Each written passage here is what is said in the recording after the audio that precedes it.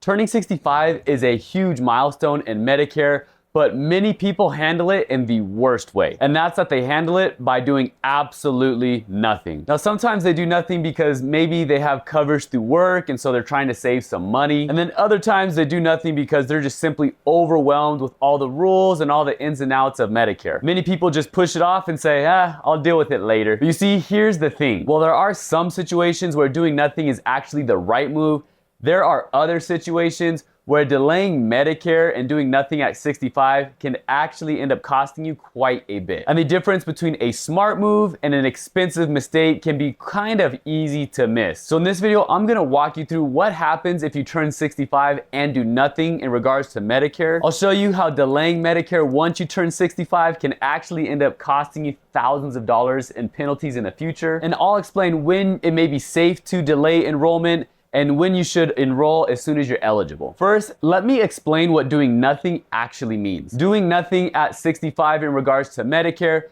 means you didn't enroll in Medicare once your initial enrollment period opened. And that initial enrollment period is a 7-month window that begins 3 months before you turn 65. It includes your birth month, and then closes 3 months after your 65th birth month. So if you didn't enroll during that time period and you don't qualify for a special exception, you've officially done nothing in regards to Medicare. And here's where things get a little more complicated. If you're already receiving Social Security benefits or railroad retirement before you turn 65, once you turn 65, Medicare will automatically enroll you in Parts A and B. So in these situations, even if you do nothing when you turn 65, you'll typically automatically be enrolled in Medicare anyways. But if you're not drawing Social Security just yet, you have to actively sign up for Medicare yourself. And if you don't, the clock starts ticking on some very important and expensive consequences. So if you delay Medicare at 65,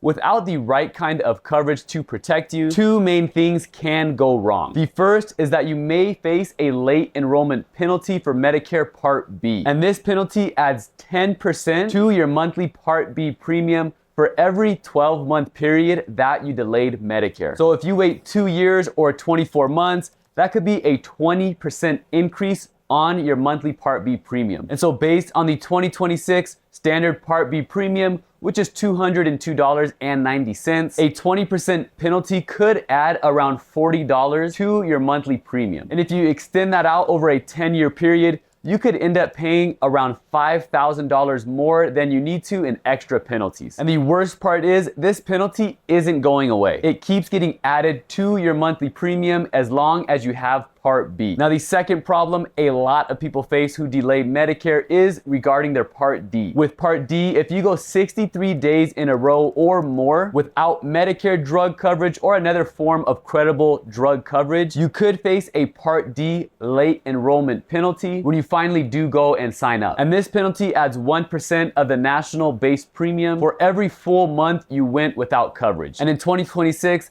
that national base premium is $38.99. So if you delayed for, let's just say 30 months, your penalty could be around $12 extra you're paying per month. And just like with the Medicare Part B penalty, this penalty also stays with you for as long as you have Part D drug coverage. But there's another complication, and that's that the national base premium changes every year, and the actual dollar amount changes every year and typically increases. And so what happens is a lot of people skip Part D coverage because they just think, well, I currently don't take any medication, so I guess I don't really need it. But if or when they eventually do need it and they go to sign up, they're often surprised to find that they're hit with a penalty that they'll unfortunately be paying typically for the rest of their retirement. And on top of all that, there's another consequence that doesn't get talked about a lot, but it can be just as bad as some of these penalties. And that's that if you miss your initial enrollment period and you don't qualify for a special enrollment period, you can't just go and sign up for Part B whenever you want. You'll typically have to wait for the open enrollment period,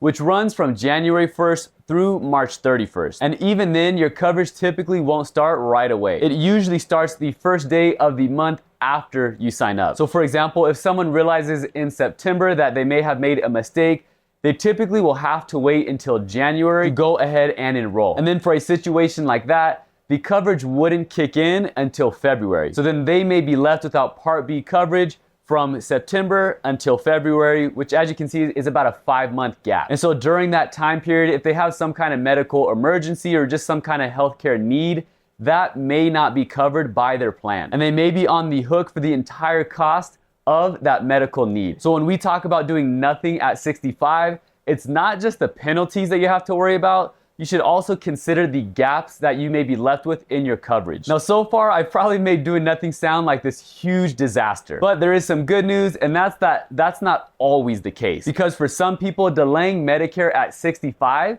can actually be a pretty smart move. The key though is knowing which situation you are in. So people who are turning 65 or are already 65 can typically delay Medicare safely if they have group health coverage through current active employment. And that can be your employment or even your spouse's employment. But with that being said, there is a catch. The coverage has to be tied to a job that someone is working at right now. It typically can't be tied to a job you or your spouse have left, typically not to a retiree plan, and typically not to COBRA or a severance package. It has to be current active employment. And on top of that, the employer has to have 20 or more employees. So if you have all that, you can typically delay Medicare Part B without a late enrollment penalty. And so when that employment ends or that coverage ends, you typically have an 8-month window to sign up for Part B without any late enrollment penalties. And for Part D, you get a separate enrollment window in which you can enroll in a Part D drug plan without penalty. And this is as long as your employer's drug coverage was considered credible. And so in these situations, delaying Medicare is typically the right call. And this is because you're able to avoid paying the Part B premium while you already have employer coverage that works for you and your family. And so when the time comes to enroll into Medicare, you can then do it without penalties. But there is another catch, and this catch is where a lot of people get in trouble. And this mistake is one of the most common mistakes that I see people make. And that's that people who are 65 or turning 65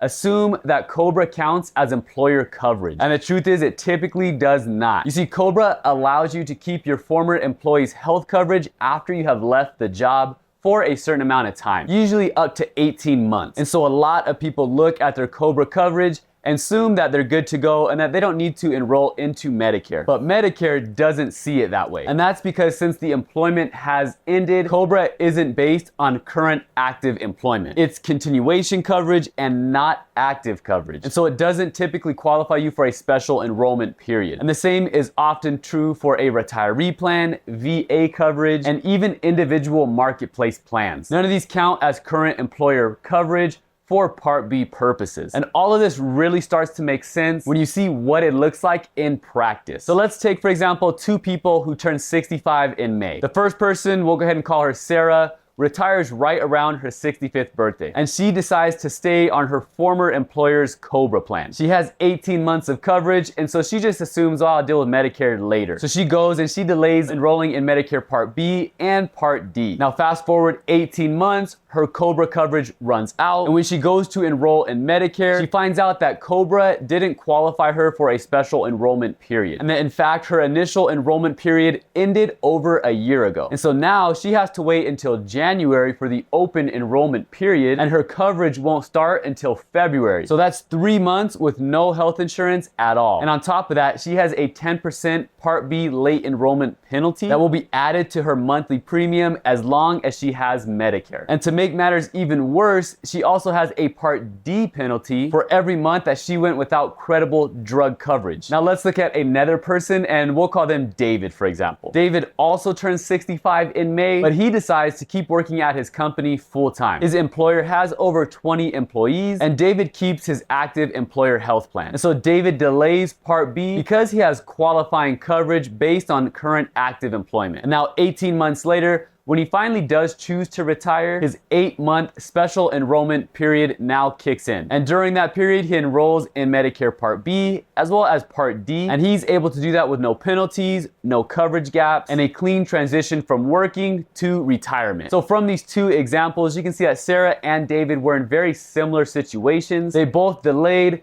but their outcomes were very different because of the kind of coverage that they each had. So based on these examples, which questions should you ask yourself before deciding whether or not you should delay Medicare? First, is your coverage based on current active employment? And remember, this can be your job or your spouse's job. And if it's COBRA, retiree coverage, VA coverage, or a marketplace plan, you typically will not be able to delay Medicare without penalty. Second, does your employer have 20 or more employees? If yes, the employer plan pays first and Medicare pays second, which in turn typically allows you to safely delay. Now, if your employer has fewer than 20 employees, in these situations, typically Medicare will pay first and your employer coverage will pay second. And in a situation like this, you will typically have to enroll into Medicare. Third, is your prescription drug coverage considered credible? Now, your employer is required to tell you this in writing every single year, and you will typically receive this notice in the mail. If you haven't received this notice or you feel like you may have misplaced it,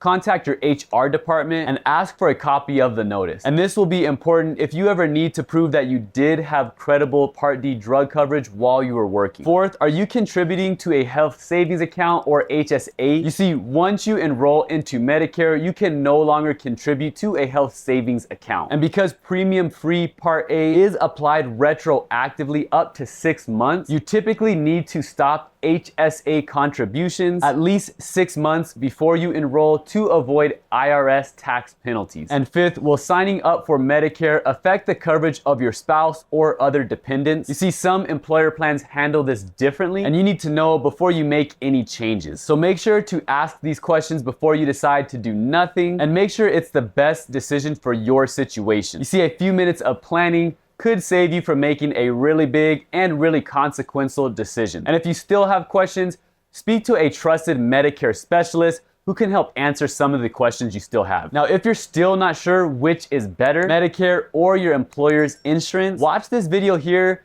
and I'll give you a breakdown of the pros and cons of each one.